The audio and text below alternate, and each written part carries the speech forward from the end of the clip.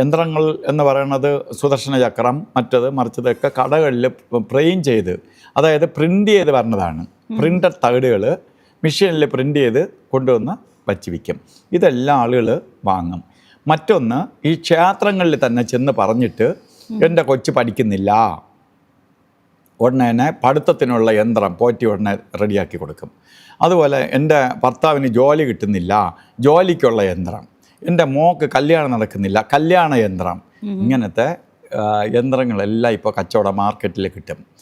എന്തുകൊണ്ട് കല്യാണം നടക്കാത്തതെന്നോ, എന്തുകൊണ്ട് ജോലി കിട്ടാത്തതെന്നോ, എന്തുകൊണ്ട് കൊച്ച് പഠിക്കാത്തതെന്നോ ഒന്നും നോക്കാതെ ചുമ്മാ ഇങ്ങനെ ഒരു സാധനം കെട്ടിത്തൂക്കിയിട്ടത് കൊണ്ട് എന്തെങ്കിലും വ്യത്യാസം വരുമോ എന്ന് ചോദിച്ചാൽ ഒരു വ്യത്യാസവും വരില്ല.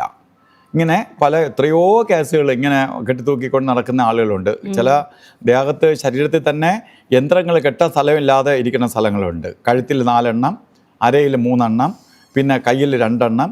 ഇങ്ങനെ ഇനി സ്ഥലമില്ല. ഒന്ന് സ്കാൻ ചെയ്ത് നോക്കിയാൽ മൊത്തം യന്ത്രങ്ങളുടെ ബഹളമായിരിക്കും. ഇതിൽ ഏറ്റവും വലിയ ടോപ്പ് ലെവലിൽ നിൽക്കുന്നവരാണ് കൂടുതൽ യന്ത്രങ്ങൾ കെട്ടുന്നത്.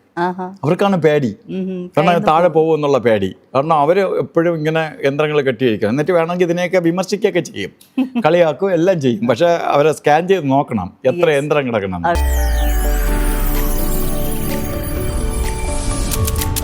NTV UAE to the world.